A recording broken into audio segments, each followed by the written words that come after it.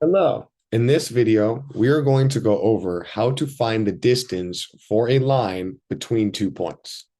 In this, we need to remember that the distance formula is given here, where we have the square root of the sums of x2 minus x1 squared plus y2 minus y1 squared. The first thing we need to do is find our points. We're going to label our points and then put them down. So we see that this is at -3, +3. So we can label this as -3, 3.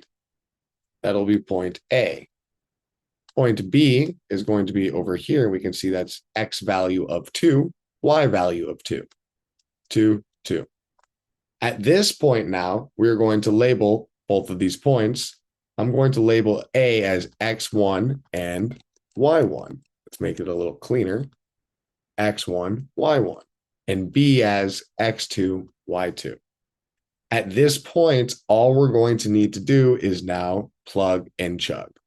We're going to get the distance is equal to the square root of x2, which is 2, minus x1, which is -3, and make sure you use parentheses for the second value, squared, plus, same thing now, y2, which is 2, minus y1, which is 3, and we're going to square that sum as well. Let's clean it up. We'll have the square root of 2, negative sign minus a negative sign together like that becomes a plus. So we have 2 plus 3 squared plus 2 minus 3 squared. Clean it up even further. We see 2 plus 3 is 5 squared plus -1 squared. Even further, 5 squared is 25. -1 squared is a +1.